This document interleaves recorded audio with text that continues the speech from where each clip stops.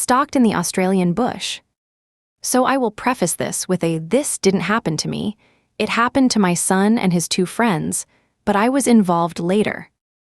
TLDR, my teenage son and his friends were stalked by 2 grown adults with a weapon in the Aussie bush at night. My son wanted to go camping for his 16th birthday with some mates. We're from rural Australia, the high country, the bush, not the outback many others are familiar with for these types of stories. We're also very experienced bush people. My father was a soldier, I was also military, and my son is in cadets, so we know what we're doing and have done this stuff all our lives. Besides, we don't have dangerous animals that will attack or eat us. So we meet his friends, all aged 15 and 16, at the entrance of the Stanley Forest, load up the ute and head in. We find a spot, I help them unpack, then I leave them to their own devices. This part is told from my son's perspective. So I arrive with my friends, M16 and F15, at our usual spot in the Stanley Forest, and everything is cool. Once Dad drives off with the "don't add to the population, don't subtract from the population, and don't subtract yourself" speech, we set up camp, cook some food, and then go for a bit of a walk around nearby. The creek is raging after a week of constant rain, so it's quite loud, but we can still hear the birds and occasionally see a wallaby. As we're getting the fire started, a couple, 1 male, 1 female, I'd say both in their 30s, come down into our camp in their Jeep. Now there's an unspoken rule about bush camping here. If someone is in the spot, you turn around and keep going. You don't have a chat with them, you don't ask to hang out, you don't set up your camp in the same area. That's just how it goes here in Australia. Our campsite is located on the edge of the day picnic area, so although this is a state forest and hunting is permitted, it is not allowed where we were, and legislation dictates it is prohibited 30 minutes before sunrise and 30 minutes after. So no night hunting is allowed, and to hunt you must follow permit rules. Hunting of native wildlife is strictly prohibited unless you have a specific license and only on private land. Our campsite is visible from the main entry road. It's right next to the creek, and directly behind us is a steep ridge.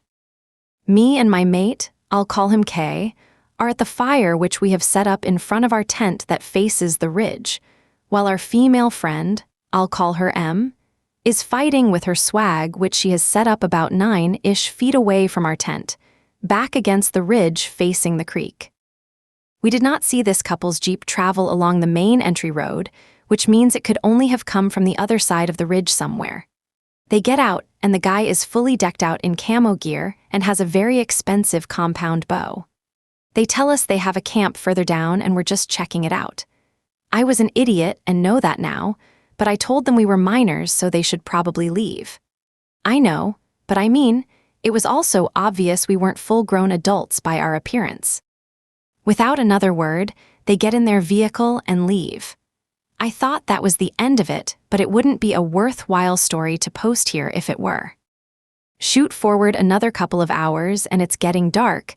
The sun is below the mountain line now, but we can still see. The same couple come down from the ridge, no walking track, just bush. Him with his bow and the chick a couple of paces in front of him. She comes straight to K, and I whilst the guy heads to M. The chick tells us that he was looking for a wallaby. Red flag, right? Knowing you can't hunt in this part of the forest and nobody can hunt wallabies. It gets weirder though. The bloke says they have a campsite just a bit down further and alcohol and weed. Do we want to come down with them? Hard pass, we're young but not stupid. Besides, that's not our vibe. They leave back up the track, but we don't see them head along the main road. Now comes the build-up. It's dark. We've stupidly burnt all of our wood and the wood around is too wet, so it's dark and we only have a torch for light. We see a flashlight flickering along the ridge, and then it's that same couple in our campsite again. This time, though, the chick was through our sight to the very back of it, while the guy hovers near M. I'm watching them from the fire, and tell the chick that the track at the back of our sight goes right up around the ridge.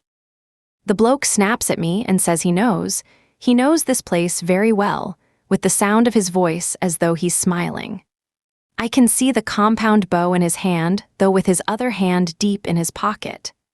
At this point, K walks over to M and confronts the guy as confidently as possible, asking him if he's hunting because earlier they were looking for a wallaby.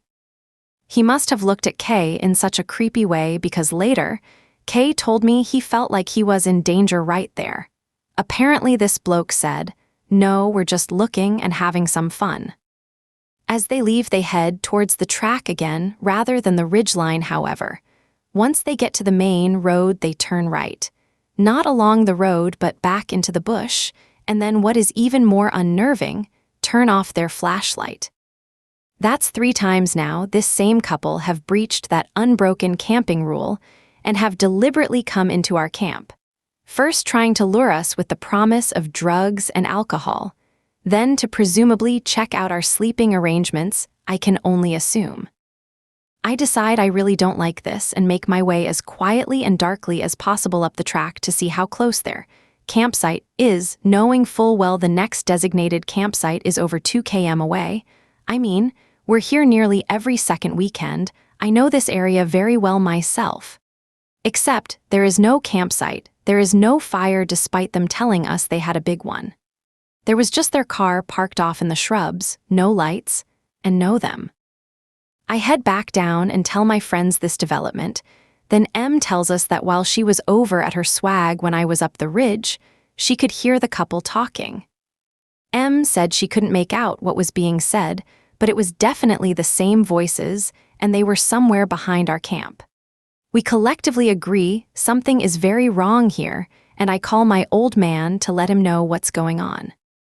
This next bit is from my perspective as the dad, again. It's about 9 p.m. at night and raining steadily, but not deafeningly by now, and my son calls me. The first words out of his mouth before I can even say what's up are, "I think we might be in danger. Come and get us, please. Some guy with a bow and his girlfriend have been stalking us for hours." Well, I'm in my boots and out of the house with my retired Army K9 faster than you can fart. I don't own a gun, I'm not licensed to own a gun, and I don't feel I need one. I have a trained attack dog, I am well trained and was raised to hold my own. Besides, I live in the bush. The dog didn't go with my son as he is too strong, too one-owner centered, and too stubborn for my son to control without me. I call my son back, and he says they can see the couple's flashlight behind the campsite a little way, and he thinks they're coming back. I tell him everyone needs to make sure their phones are on silent, get into the bush down along the creek and be quiet, stay there and don't make a sound. I will get there and light the entire area up like a Christmas tree with the car lights. Side note, most of us bush dwellers have the brightest globes you can get, plus 2 main spotties, a floodlight and maybe some extra spotties down lower, so we can avoid hitting wildlife when driving at night. So the drive that would normally take me 40 minutes, I took in 20 and absolutely would have been in a lot of trouble had there been police interception.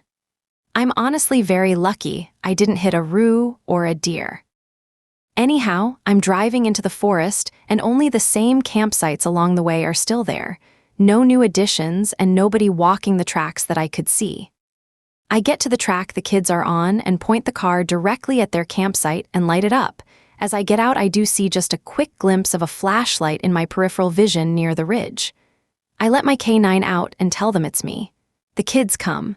Drop your verdict in the comments. Wait, what?